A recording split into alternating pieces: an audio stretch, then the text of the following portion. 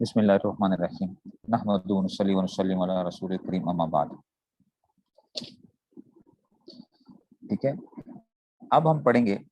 آج جو ہم پڑھ رہے ہوں گے وہ یہ ہوگا کہ صحیح بخاری اور دیگر جو صحاح ہیں ان کے طرز میں فرق کیا ہے. امام بخاری رحمۃ اللہ علیہ کا طرز کیا ہے اور باقی جو مصنفین ہیں ان کا طرز کیا ہے کتاب لکھنے کے حوالے سے، حدیثوں کو جمع کرنے کے حوالے سے. تو اس کو ہم بات کریں گے کہ جناب، تو یاد رکھو بچوں کہ ہر ایک کا طرز جو ہے نا اپنا اپنا ایک مزاج ہوتا ہے نا، اپنا ایک طرز ہوتا ہے ہر کتاب کے مصنف کا. جو ہے امام بخاری رحمۃ اللہ علیہ جو ہے نا ان کا طرز کیا ہے کہ امام بخاری سے پہلے جو مصنفین تھے نا وہ کیا کرتے تھے، عمومی طور پہ حدیثیں جب جمع کرتے تھے تو ایک یا دو فن جمع کرتے تھے. ٹھیک ہے نا، مثال کے طور پہ امام مالک رحمۃ اللہ علیہ نے موطا امام مالک ان سے پہلے لکھی ہے، موطا امام مالک. ٹھیک ہے، تو انہوں نے کیا کی ہے، فقہ کے اندر تصنیف کیا، انہوں نے فقی ابواب فقی اس میں سے کی ہے. ٹھیک ہے نا، اور عبداللہ بن مبارک جو ہیں، عبداللہ بن مبارک بھی محدثین میں سے ہیں. عبداللہ بن مبارک انہوں نے زہد کے بیان میں کی ہے، زہد اور مواعظ کے اندر. ٹھیک ہے نا، اسی طرح اور بھی جو مصنفین تھے انہوں نے کیا کیا ہے، انہوں نے زیادہ تر ایک یا دو فنون کو جمع کر لیا انہوں نے. ٹھیک ہے نا، بعض نے طب کے اندر، بعض نے شمائل میں. ٹھیک ہے نا، تو اس طریقے سے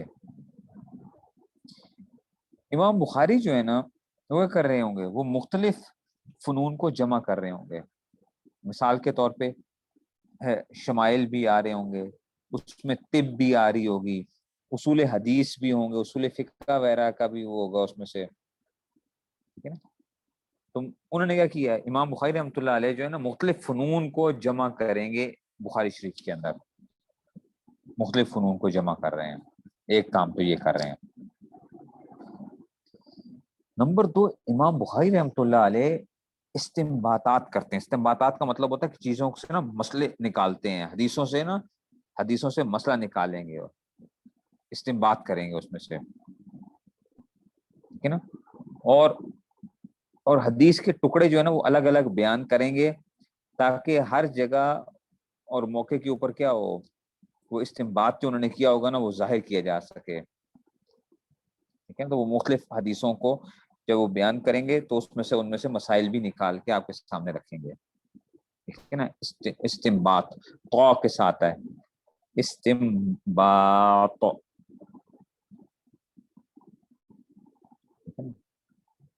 کسی چیز کو نکالنا ہوتا ہے نا، جیسے کہ ایکسٹریکٹ کرنا، کسی چیز کو نکالنا جو ہے اس میں سے.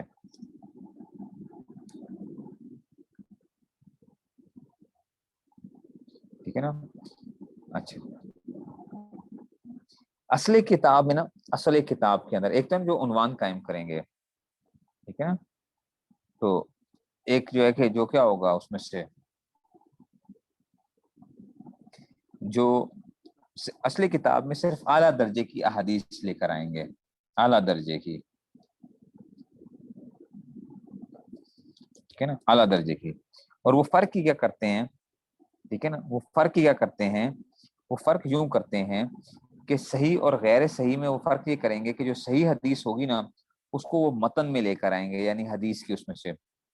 اور جو ان کی شرطوں کے مطابق اعلیٰ درجے کی صحیح نہیں ہوگی نا اس کو وہ ترجمۃ الباب کے سے ذکر کریں گے. ترجمۃ الباب کو بچوں ابھی سمجھ جاؤ، یہ ہیڈنگز جو قائم کریں گے نا یہ کیا ہوگی، ترجمۃ الباب ہوگی. بڑی مشکل ہوتی ہے بخاری شریف کے اندر ترجمۃ الباب جو ہیں، جو وہ ہیڈنگز قائم کرتے ہیں نا بابوں کی، وہ کیا کہلاتے ہیں، ترجمۃ الباب. اور اس میں بھی بعض دفعہ ہیڈنگ ہی کیا ہوتی ہے، حدیث ذکر کی ہوئی ہوگی کوئی. ٹھیک ہو گیا، تو اس لیے وہ یہ کام بھی کر رہے ہوں گے.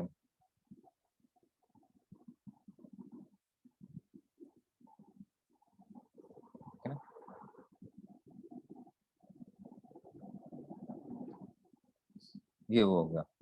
امام مسلم کیا کریں گے، امام مسلم استنباط بالکل نہیں کریں گے، وہ بس حدیثیں جمع کر کے رکھ دیں گے آپ کے سامنے. ٹھیک ہے نا، ٹھیک ہے نا، استنباط نہیں کریں گے. حدیثیں جمع کر دیں گے، اسانید کو اکٹھا کر دیں گے. امام مسلم نے ابواب بھی قائم نہیں کیے. اچھا، امام مسلم نے ابواب قائم نہیں کیے تھے، باب نہیں قائم کیے تھے، تراجم بھی نہیں لکھے تھے انہوں نے، ان کی ہیڈنگز وغیرہ نہیں دی تھی اس میں سے. آپ کہیں گے استاد جی ہمارے پاس جو کتاب ہے نا مسلم شریف، اس میں کیا ہے، اس میں باب قائم ہے، اس میں ہیڈنگز دی ہوئی ہیں. آپ دیکھنا کتاب کے اندر لکھی ہوئی ہوں گی، واقعی ایسا ہی ہوا ہے.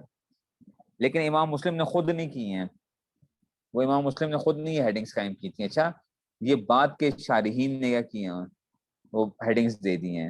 حالانکہ امام مسلم کی اصل کتاب کے اندر کیا نہیں تھی، وہ ہیڈنگز وغیرہ نہیں تھی. ٹھیک ہے، تو استنباط نہیں کریں گے، کچھ نہیں کریں گے. اور اس میں سے اس لیے اس پہ یہ بحث ہوتی ہے کہ کیا ہیڈنگز دینی چاہیے یا نہیں دینی چاہیے، کیونکہ مصنف نے خود تو کیا نہیں کیا تھا، ان کو نہیں ذکر کیا. اچھا، امام ابو داؤد کیا کرتے ہیں؟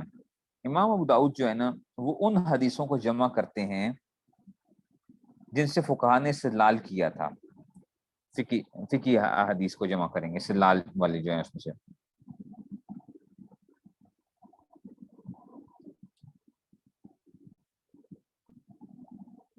ٹھیک ہے نا، بعض حدیثوں پہ سکوت اختیار کر لیں گے. جس حدیث پہ سکوت اختیار کریں گے، خاموشی اختیار کریں گے، تو ان کے نزدیک کیا ہوگا، وہ استدلال کے قابل ہوگی، یعنی اس سے استدلال کیا جا سکتا ہے، اس سے کوئی مسئلہ نکالا جا سکتا ہے.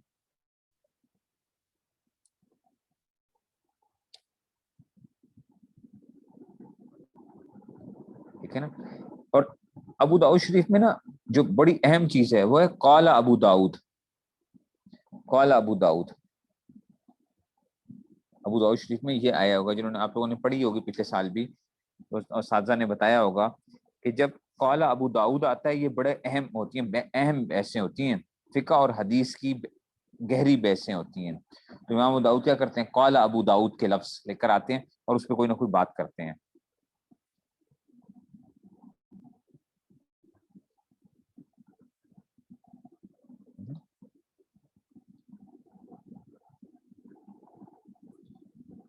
ٹھیک ہے، ایک تو یہ ہو گیا ان میں سے.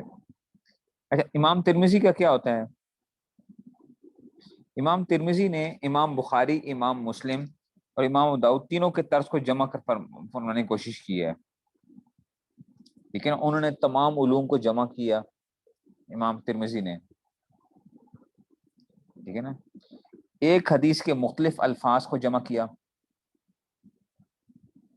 ٹھیک ہے، جیسے مسلم شریف جو ہے نا مختلف احادیث کو جمع کرتے ہیں کہ مسلم شریف میں سے. ٹھیک ہے نا، اس طرح مذاہب صحابہ و تابعین و فقہا بھی کیا کرتے ہیں، اس کو بھی ذکر فرماتے ہیں. وہ ہر حدیث کا درجہ بھی بتاتے ہیں. آپ ترمذی شریف میں پڑھا بھی ہوگا پچھلے سال کے اندر بھی، اس سال بھی آپ پڑھو گے کہ جناب علی کیا کریں گے، وہ بتاتے ہیں یہ حسن ہے، یہ صحیح ہے، یہ ضعیف ہے. ٹھیک ہے نا، امام ترمذی جو ہیں.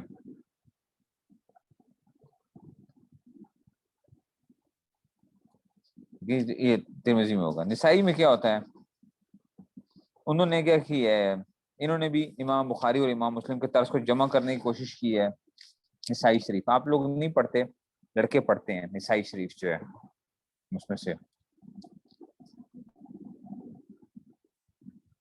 انہوں نے بھی امام مسلم کا طرز کے مطابق جو ہے نا مختلف حدیثوں کو جمع کیا ہے. ٹھیک ہے نا، تو یہ اس میں سے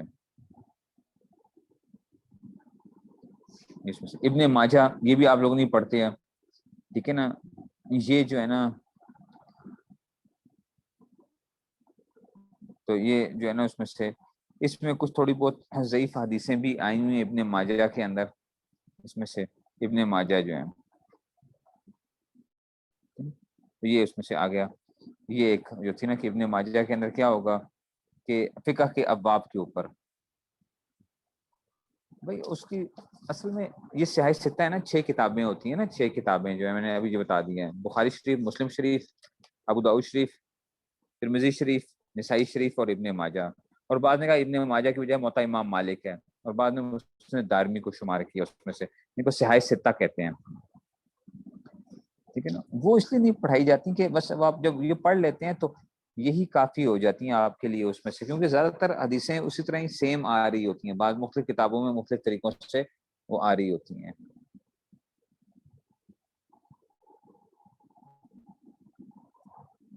اس وجہ سے وہ کہتے ہیں کہ چلیں جی اس میں سے، ورنہ لڑکوں کے لیے تو یہ ہوتا ہے کہ وہ پوری جو ہے نا شمال ترمذی بھی پڑھ رہے ہیں، تو پھر ساتھ جو ہے نا یہ بھی چل رہا ہے، طحاوی بھی ہے، پھر موطا امام مالک بھی ہے، وہ بھی اپنی پڑھتے ہیں۔ موطا امام مالک جو ہے بخاری شریف ہے، مسلم شریف ہے، ترمذی ہے، نسائی ہے، ابو داؤد ہے۔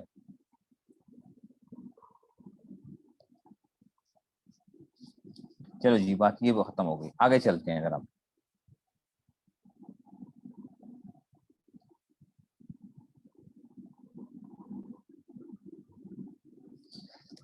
محدثین جو ہے نا یہ بات ذکر کرتے ہیں، یا آپ ایک دفعہ اپنے پلے باندھ لو ذرا، ٹھیک ہے نا، ایک قول ذکر کرتے ہوتے ہیں، ایک قول ذکر کرتے ہیں، اور وہ کیا ہوتا ہے؟ علی شرط الشیخین، علی شرط الشیخین، ٹھیک ہے نا، علی شرط الشیخین یعنی شیخین کی شرط کے مطابق۔ اس کا کیا مطلب ہوتا ہے؟ محدثین جب کس طرح بیان کر رہے ہوتے ہیں تو یا اس میں کہتے ہیں علی شرط الشیخین۔ شیخین سے بات یاد رکھو، جب بھی شیخین حدیث کے اندر بولا جاتا ہے نا، اس سے مراد امام بخاری اور امام مسلم مراد لیے جاتے ہیں۔ اچھا، امام بخاری اور امام مسلم مراد لیے جاتے ہیں، شیخین سے مراد حدیث کے اس باب کے اندر، ٹھیک ہے نا۔ تو امام مسلم اور امام بخاری جو ہیں یہ تو اس لیے علی شرط شیخین جب بھی آئے گا، اس قول کا مطلب کیا ہوتا ہے؟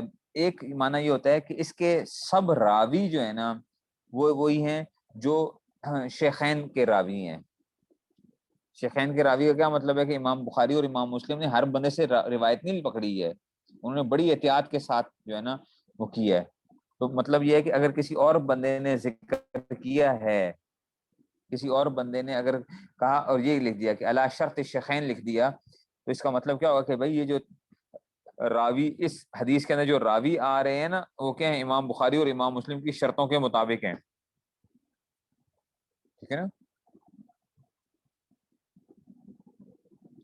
ٹھیک ہے نا، وہی راوی ہیں جو ان کی اس میں سے ہیں۔ دوسرا معنی اس کا یہ ہے، ٹھیک ہے نا، کہ بھائی اگرچہ یہ وہ بالکل سیم راوی تو نہیں ہے ان کے، لیکن ان کی عدالت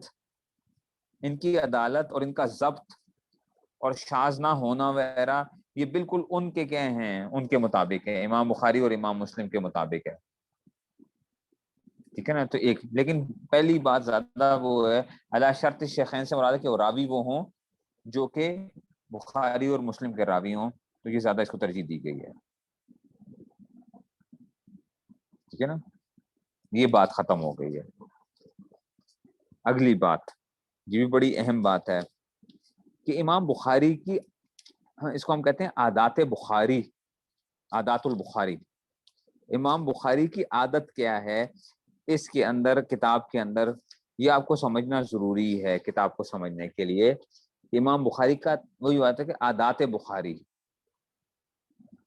عادات البخاری، ٹھیک ہے نا۔ پہلا کام کیا ہوگا؟ ٹھیک ہے نا، عادات بخاری، اور میں نے بتایا تھا بخاری شریف میں آپ کا پالا جو زیادہ پڑھنا ہے وہ کس سے پڑھنا ہے؟ تراجم سے پڑھنا ہے، تراجم، ترجمۃ الباب، جو ہیڈنگز قائم کریں گے، ٹھیک ہے نا۔ اس لیے پڑھائے جاتے ہیں کہ عادات البخاری فی التراجم کی جو ہیڈنگز قائم کرتے ہیں، یہ امام بخاری قائم کیسے کرتے ہیں، وہ کہنا کیا چاہتے ہیں، ہمیں سمجھانا کیا چاہ رہے ہیں، ٹھیک ہے نا۔ تو پہلا سمجھو کہ امام بخاری کی جو تراجم قائم کرنے کی سوچ یہ ہوتی ہے کہ ترجمۃ الباب جو ہوتا ہے نا، یہ لفظ ترجمہ پڑھا کرو، اچھا ترجمہ نہ پڑھا کرو، ترجمہ یترجم ترجمتن، ٹھیک ہے نا، ترجمہ یترجم ترجمتن فہو مترجمون۔ تو ترجمۃ الباب جو ہے یہ کیا ہوتا ہے؟ یہ ترجمۃ الباب جو ہے وہ دعویٰ ہوتا ہے، ٹھیک ہے نا۔ پہلے کیا وہ ہیڈنگ قائم کریں گے، وہ ایک دعویٰ کریں گے، اور آپ کو پتہ ہے جب بھی دعویٰ کیا جائے تو اس کے لیے دلیل کی ضرورت ہوتی ہے، دعویٰ جب کیا جاتا ہے اس کے لیے دلیل کی ضرورت ہوتی ہے۔ تو اس کے بعد آیت ذکر کریں گے یا حدیث جو ذکر کریں گے وہ اس دعوے کی دلیل ہوگی. ہیڈنگ قائم کی نا کوئی, اب جب ہیڈنگ قائم کر دی تو ہم کہیں گے حضرت آپ نے یہ دعویٰ کیا, دلیل کی طرح کہتے ہیں یہ آیت آ رہی ہے یا یہ جو حدیث میں ذکر کرنے لگا ہوں یہ کیا ہوگی, یہ میرے اس دعوے کی دلیل ہے. تو یہ ایک اکثریت ایسا ہوگا.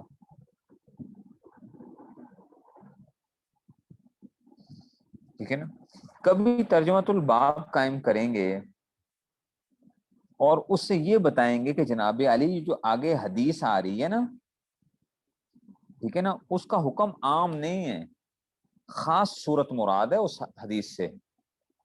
وہ حدیث جو ہے نا وہ عام نہیں ہے کہ ہر جگہ کے اوپر وہ ہو, اس سے مراد خاص صورت ہے.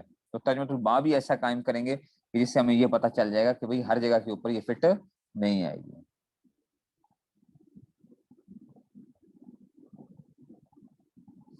کبھی کیا کریں گے, کبھی ترجمۃ الباب قائم کریں گے تو اس میں کیا کریں گے, کہیں گے کہ یہ جو حدیث جو آئی ہے اس ترجمۃ الباب کا مقصد کیا ہوگا کہ قیاس کے ذریعے سے, قیاس کے ذریعے سے ہم اس حکم کو عام بھی کر سکتے ہیں. قیاس کے ذریعے سے ہم اس حکم کو عام کر سکتے ہیں. کبھی ترجمۃ الباب کا مقصد یہ ہوگا کہ یہ حکم کیا ہے, قیاس کی وجہ سے عام ہو گیا ہے.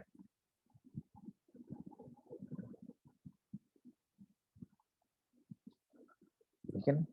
کبھی ترجمۃ الباب قائم کریں گے, اس سے مقصود کیا ہوگا, ٹھیک ہے نا, ترجمۃ الباب حدیث مطلب وہ کیا کریں گے, ترجمۃ الباب میں قرآن کی کوئی آیت لکھ دیں گے, ترجمۃ الباب ہیڈنگ میں قرآن کی آیت لے آئیں گے, تو حدیث آگے جو لے کر آئیں گے اس کے نیچے, تو اس سے کیا بتانا ہوگا کہ حدیث کیا ہے, اس آیت کی تفسیر ہے.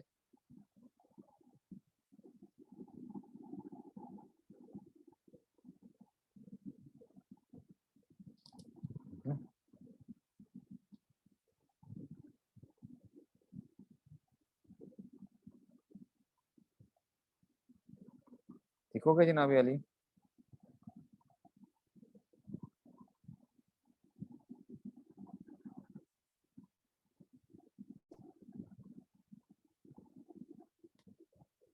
ٹھیک ہے. کبھی یہ کریں گے کہ ترجمۃ الباب وہ کیا کریں گے, وہ ایک ایسی حدیث لے کر آئیں گے, ترجمۃ الباب ہیڈنگ جو قائم کریں گے جو ان کی شرطوں کے مطابق نہیں ہوگی, امام بخاری کی شرطوں کے مطابق نہیں ہوگی. اس کے بعد حدیث ذکر کی ہوئی ہوگی, یعنی ہیڈنگ جو قائم کی ہوگی کوئی حدیث سے ہی ہیڈنگ قائم کی ہوگی, لیکن وہ ان کی شرطوں کے مطابق نہیں ہوگی. اس کے بعد کوئی حدیث ذکر کریں گے تو اس سے بتانا یہ مقصود ہوگا کہ جناب میری شرطوں کے مطابق کیا ہے, میری شرطوں کے مطابق کیا ہے, یہ حدیث ہے جو میں آگے ذکر کر رہا ہوں. ترجمۃ الباب بڑے آنے والے ہیں, آپ جتنے بھی آپ بخاری شریف کھولیں نا, جو آپ کے سامنے جتنے بھی وہ آ رہے ہیں, ٹھیک ہے نا, جو ہیڈنگز قائم ہیں اوپر جو ہیں باب کی, باب کے جو نام شام لکھے ہوئے ہیں سارے کے سارے کیا ہیں, ترجمۃ الباب ہیں.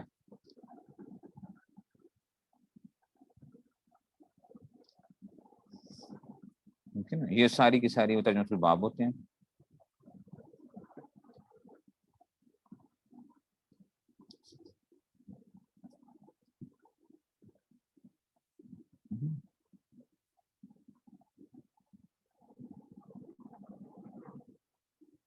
اچھا, کبھی بار کیا ہوتا ہے, دو حدیثوں میں تعارض ہوتا ہے, تعارض,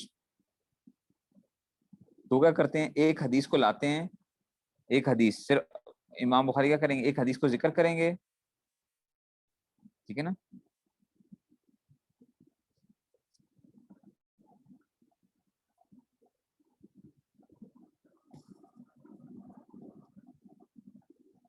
میری شرط کے مطابق نہیں ہے. ترجمۃ الباب جو ہے مطلب یہ جو حدیث, ترجمۃ الباب میں جو حدیث ذکر کی ہوئی ہوگی نا, ترجمۃ الباب میں جو حدیث ذکر کریں گے اس کا مطلب یہ ہوگا کہ یہ جو میں نے ہیڈنگ قائم کی ہے نا حدیث کے ذریعے سے, یہ والی حدیث کیا نہیں ہے, میری شرط کے مطابق نہیں ہے. جو میں نے شرائط لگائی ہوئی ہیں کہ جی کون سا راوی ہو, کیسے, ساری اس میں سے ہونی چاہیے, لیکن نیچے جو حدیث باقاعدہ جو اس کی آگے اس باب کے نیچے جو حدیث لکھی ہوگی وہ اس سے بتانا مقصود ہوگا کہ یہ والی حدیث کیا ہے, یہ میری شرطوں کے مطابق ہے. ہاں, حدیث پرچوں میں بھی آتا ہے ترجمۃ الباب, ہم جو ہے نا ترجمۃ الباب امتحان میں آ جاتا ہے, عادات بخاری فی التراجم جو ہے یہ تو بڑا وہ ہے، امپورٹنٹ سوال ہے یہ جو ہے.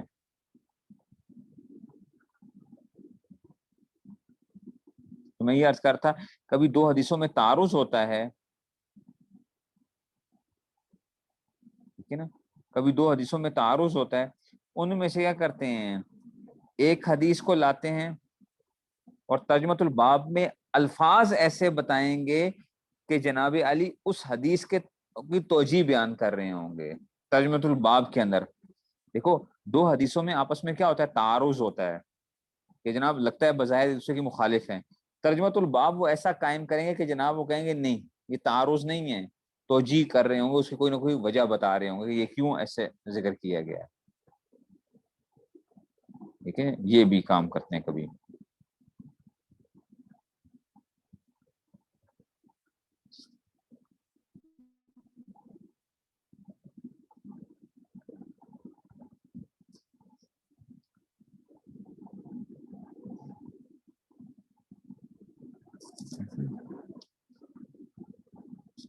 تو یہ مختلف قسم کی وہ ہیں، بہت زیادہ ان میں عادات. میں نے صرف چند چیدہ چیدہ جو ہے نا وہ آپ کو بتا دیے صرف اس میں سے.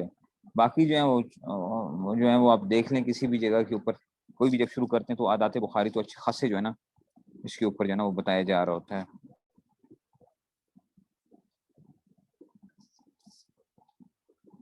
ٹھیک ہو گیا جی. اس کی ریکارڈنگ جو ہے یوٹیوب پہ ہوتی ہے، ریکارڈنگ یوٹیوب پہ ہوتی ہے، ریکارڈنگ جو ہے نا یوٹیوب پہ اپلوڈ ہو جاتی ہے. ٹھیک ہے، چلیں جی بس پھر اتنا ہی کافی ہے.